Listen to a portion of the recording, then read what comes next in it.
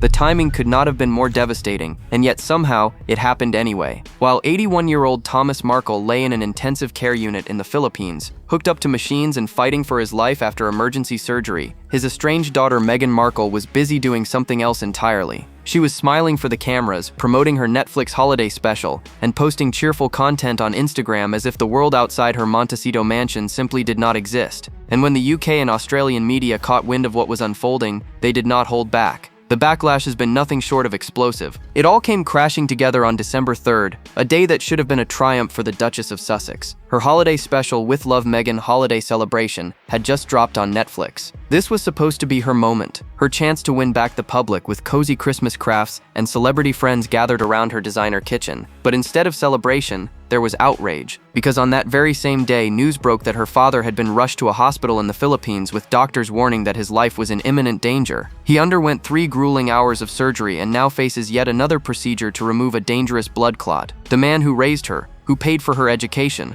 who once dreamed of walking her down the aisle, was clinging to life. And Meghan's response? She posted a playful video of Prince Harry lip-syncing to a viral clip from the Great British Bake Off on her Instagram story. British journalist Dan Wootton did not mince words when he saw what was happening. He took to social media and declared the situation unbelievable, writing that Thomas Markle was fighting for his life in hospital and things were genuinely very bad. He called Meghan's Instagram post truly grim and accused Harry of continuing to degrade the British royal family by the day. The internet erupted in agreement. Thousands of comments poured in from people who could not fathom how anyone could promote entertainment content while their father battles for survival in a foreign hospital. One user wrote that all Harry and Meghan care about is maintaining their celebrity lifestyle, and that sentiment echoed across platforms worldwide. But this was only the beginning. As the hours passed, more voices joined the chorus of condemnation. UK tabloids sharpened their knives, Australian commentators weighed in with brutal assessments, and royal experts questioned whether Meghan had finally crossed a line from which there could be no return. The optics were catastrophic. Here was a woman who built her entire brand on warmth, compassion, and family values, yet she could not bring herself to acknowledge her own father's medical emergency. Instead, she chose promotion over compassion, content over connection, and cameras over crisis. The question now on everyone's lips is simple: how did we get here? And more importantly, can Meghan Markle ever recover from the fallout that is about to consume her? The details emerging from that hospital in the Philippines are nothing short of heartbreaking. Thomas Markle, the 81-year-old father of the Duchess of Sussex, is fighting a battle that no one should have to face alone. And yet, as he lies in that intensive care unit surrounded by beeping machines and medical equipment, the one person who should be rushing to his side remains conspicuously absent. His son Thomas Markle Jr. has been by his bedside, watching his father struggle, and the picture he paints is absolutely gut-wrenching. According to Thomas Jr., the nightmare began on Tuesday, when his father fell gravely ill at their home on the Filipino island of Cebu. The family had relocated there earlier in the year, partly to escape the relentless media circus surrounding Meghan and Harry, hoping for some peace in their final years together. But peace was not what they found. Instead, Thomas Sr. collapsed, and his son immediately rushed him to a nearby hospital. What happened next sent chills down everyone's spine. After running various scans, doctors delivered devastating news.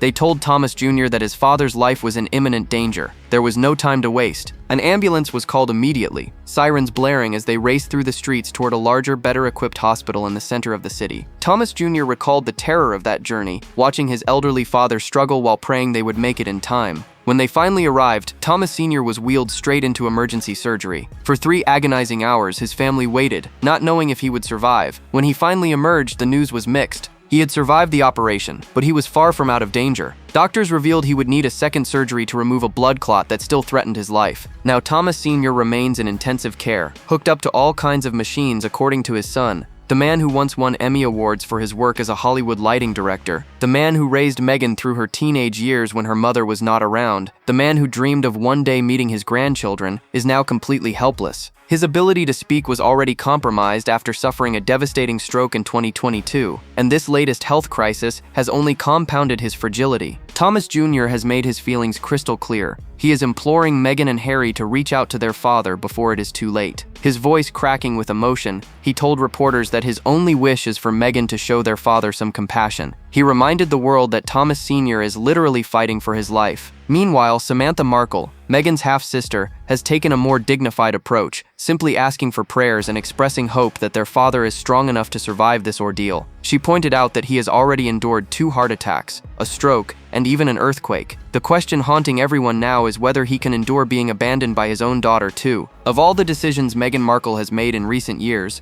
this one might just be the most baffling. While her father lay in intensive care fighting for his life, she picked up her phone and decided to post content on Instagram. Not a message of concern, not a request for prayers, not even a dignified silence. Instead, she shared a playful video of her husband Prince Harry lip-syncing to a viral clip from the Great British Bake Off, grinning alongside late-night host Stephen Colbert. The internet could not believe what it was seeing. The clip in question features Harry and Colbert recreating a famous moment involving British television personality Alison Hammond. In the original video, Hammond hilariously mishears a contestant who says they would like her to bake for them, thinking instead that he asked her to beg. It is a lighthearted, silly moment that went viral for all the right reasons. But when Meghan chose to promote this content while her 81-year-old father was hooked up to machines in a Philippine hospital, the reaction was anything but lighthearted. Social media exploded with disbelief and fury. Dan Wootton, the outspoken British journalist who has long been critical of the Sussexes, captured the mood perfectly. He wrote that Thomas Markle was right now fighting for his life in hospital, and that things were genuinely very bad. He expressed shock that Meghan had just posted this on her Instagram, calling the whole situation truly grim. His words resonated with thousands who flooded the comments section with their own outrage. One user wrote that this perfectly encapsulates who Meghan really is, someone who puts promotion above everything else. Another declared that the mask had finally slipped for good. What made the situation even more painful was the context. This was not some random Tuesday. This was the exact same day that Meghan's holiday special dropped on Netflix, a show built entirely around themes of family, warmth, and togetherness. The irony was not lost on anyone.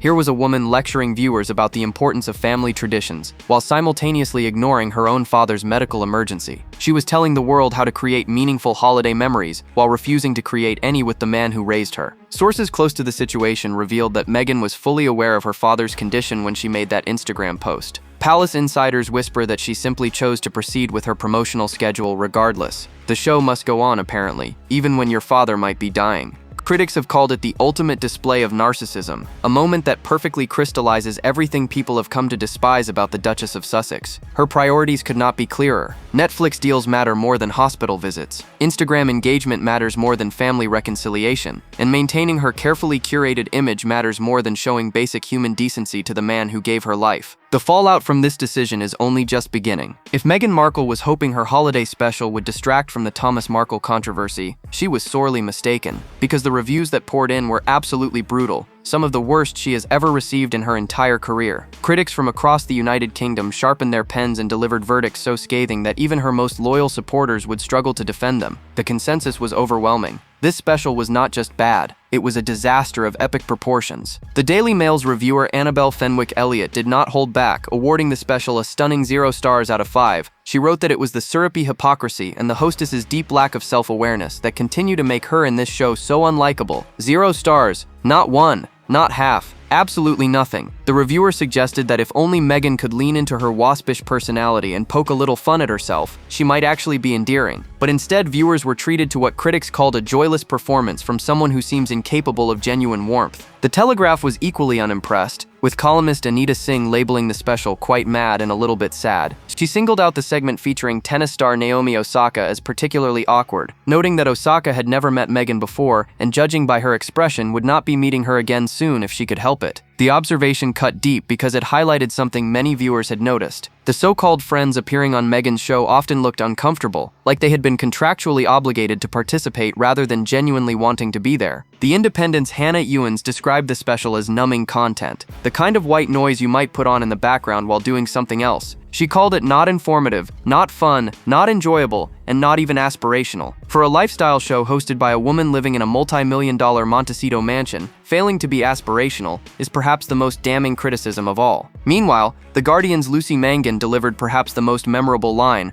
writing that she felt both offended and harmed by the experience. She added that in the spirit of goodwill, she would add a star to her rating simply out of gratitude that viewers were now safe until next year. The Standard gave it 2 stars and warned readers to absolutely not try any of these crafts or recipes at home unless they also wanted to have a nervous breakdown. Royal expert Hugo Vickers dismissed the whole thing as cringe, calling it artificial, expensive, and completely unrelatable. He noted that Meghan acted as if she had invented Christmas when frankly she had not. The reviews painted a picture of a woman desperately out of touch, someone who genuinely believes that watching her arrange crudité platters and make reindeer chow constitutes compelling television. but the British public was not buying it, and neither were the Australians. If Meghan thought the British press was brutal, she clearly had not prepared herself for what was coming from across the globe. Australian media, never known for pulling punches when it comes to the Duchess of Sussex, unleashed a torrent of criticism that made the UK reviews look almost gentle by comparison. Sky News Australia in particular went absolutely scorched earth, with commentators lining up to deliver their harshest assessments yet of the woman they have long dubbed the Duchess of Duplicity. Rita Panahi, the firebrand host of the Rita Panahi show on Sky News Australia, did not waste any time getting straight to the point. Joined by royal commentator Kinsey Schofield, she highlighted the devastating timing of everything unfolding. Here was Meghan releasing her so-called familyless holiday special, a show featuring friends who feel like family,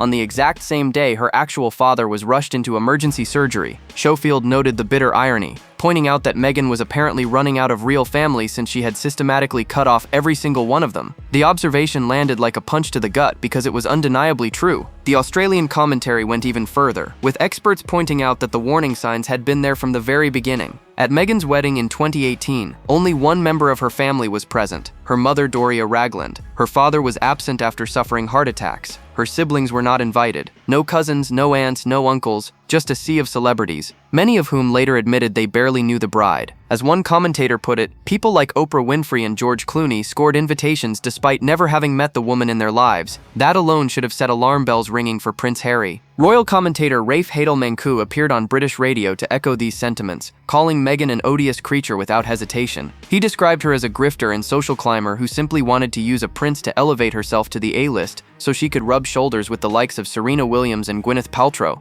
He predicted years ago that Harry would eventually return to the United Kingdom with his ginger tail between his legs, leaving 2 children being raised in California by a woman who would do anything for a fast buck. The Australian coverage emphasized something that British media had been dancing around for years. The true measure of a person is not found in their virtue signaling or their carefully crafted videos showing fake concern for strangers. It is found in how they treat their nearest and dearest, their family, their friends, their employees, and by that measure, Meghan's record is absolutely damning. She has burned bridges with both sides of her family, alienated her husband from his relatives, and is notorious for ghosting anyone who no longer serves her purposes. The Australians saw through her act years ago. Now the rest of the world is finally catching up. As if the Instagram controversy and the devastating reviews were not enough, Prince Harry decided to throw gasoline on an already raging inferno. His surprise appearance on The Late Show with Stephen Colbert was meant to be lighthearted and fun, a chance to show off his comedic side while promoting his wife's Netflix special. Instead, it became yet another diplomatic disaster that left royal watchers absolutely gobsmacked. Because while his father-in-law fought for his life in a Philippine hospital, Harry chose to crack jokes about the President of the United States on live television, and the audience reaction told him everything he needed to know. The segment began innocently enough, with Harry pretending to have wandered onto set looking for an audition for a fictional Hallmark movie called The Gingerbread Christmas Prince Saves Christmas in Nebraska. Colbert played along, asking why a real prince would want to star in such films. Harry replied that Americans are obsessed with Christmas movies and clearly obsessed with royalty, so why not combine the two? But then Colbert pushed back, suggesting that Americans were not actually obsessed with royalty. That is when Harry delivered the line that would make headlines around the world. He looked at Colbert and quipped that he heard America had elected a king. The reaction was immediate and stunning. This was Stephen Colbert's audience, a notoriously left-leaning crowd that has cheered everything from anti-Trump monologues to vaccine celebration dances. Yet when Harry made his king joke, audible boos rang out through the studio. Even a liberal New York audience found the comment too much. Harry's face reportedly flickered with surprise before Colbert stepped in to rescue the moment, calling it a fair point.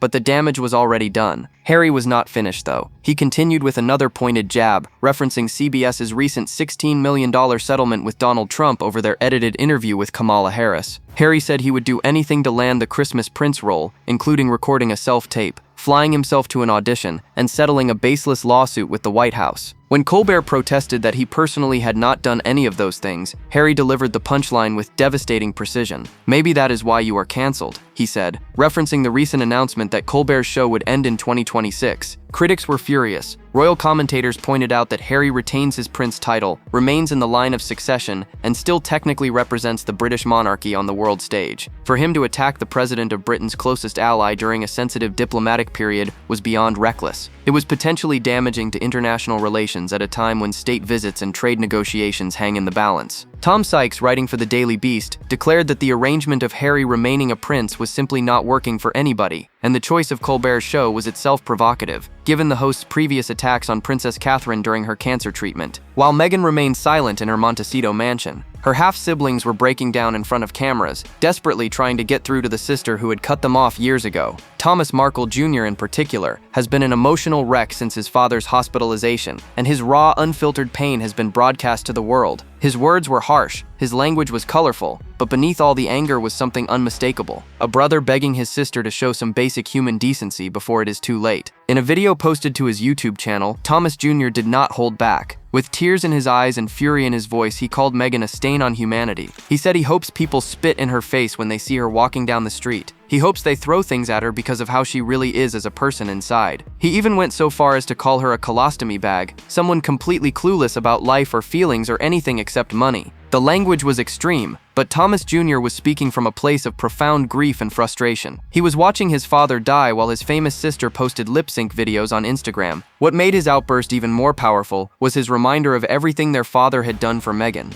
Thomas Sr. raised her through her teenage years when her mother Doria was not present. He paid for her education. He supported her dreams of becoming an actress. He was there for every school play, every milestone, every moment that mattered. And how did Meghan repay him? By throwing him away like a piece of garbage stuck to the bottom of her shoe, according to Thomas Jr. The imagery was brutal but effective. It painted a picture of a woman who discards people the moment they no longer serve her purposes. Thomas Jr. also directed his fury at the people of Montecito, urging them to point at Meghan whenever they see her walking down Coast Village Road. He wants them to recognize her for who she really is, a soulless person whose only fan is herself. He pointed out that he, a working-class American, is the one funding his father's care in the Philippines, while Meghan sits on millions and millions of dollars, doing absolutely nothing to help. In stark contrast, Samantha Markle has taken a more dignified approach. She released a statement saying simply that her father's situation is dire and that the family appreciates the prayers and thoughts from around the world. She described Thomas Sr. as a strong man who has been through so much, including 2 heart attacks, a stroke, and an earthquake. She prayed he would be strong enough to survive this latest crisis. The difference in tone between the 2 siblings was striking, but their message was ultimately the same.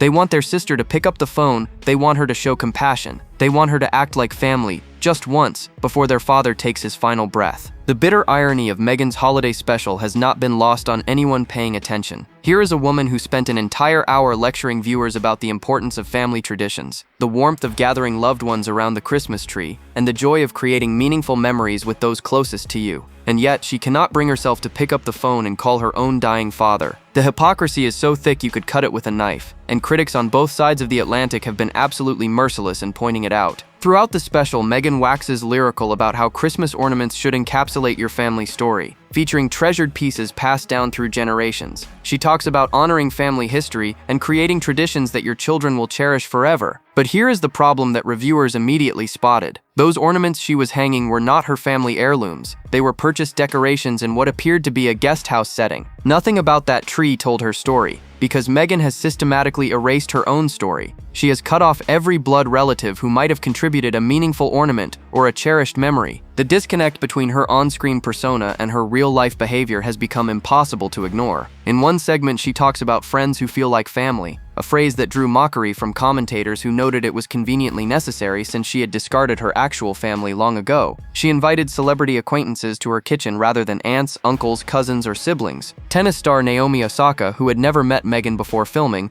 looked visibly uncomfortable throughout her appearance. Chef Tom Colicchio provided some interesting moments, but even he could not disguise the awkward energy permeating every scene. Critics also savaged the content itself as completely out of touch. Meghan demonstrated how to make Christmas crackers, a quintessentially British tradition, after spending years trashing British culture and accusing the royal family of racism. She wore a $350,000 collection of jewelry while explaining how to create heartfelt homemade gifts. She talked about the importance of being present with loved ones, while simultaneously ignoring her father's desperate pleas for reconciliation. One reviewer noted that it felt like watching a very wealthy person who thinks making a salad with friends makes them grounded and relatable. The special also featured Meghan preparing food in ways that viewers found genuinely disturbing. She plunged her bare hands into sticky mixtures while wearing dangling jewelry, took bites of food and then continued touching ingredients without washing her hands, and generally displayed what critics called a shocking disregard for basic food safety. But perhaps the most damning observation came from those who noticed Meghan agreeing with guest Will Guidara when he said good hosting is about being present rather than impressing guests. Her entire show contradicts that philosophy. Every episode has been about showcasing her wealth, her famous friends, and her supposedly perfect lifestyle. The mask has slipped completely. While Meghan Markle's holiday special crashed and burned to devastating reviews, something remarkable was happening 3,000 miles away at Windsor Castle. Princess Catherine, the woman Meghan reportedly viewed as a rival from the very beginning, was absolutely dazzling the world in a way that made the contrast between the two women impossible to ignore. On the very same day that Meghan's special dropped to 0-star reviews, Kate stepped out looking every inch the future queen, and the front pages of newspapers around the globe told the story perfectly. The occasion was a state banquet honoring German President Frank-Walter Steinmeier, and Catherine chose to make a statement that royal watchers will be discussing for years. For the first time ever, she wore Queen Victoria's Oriental circlet tiara, the largest and most significant headpiece she has ever donned.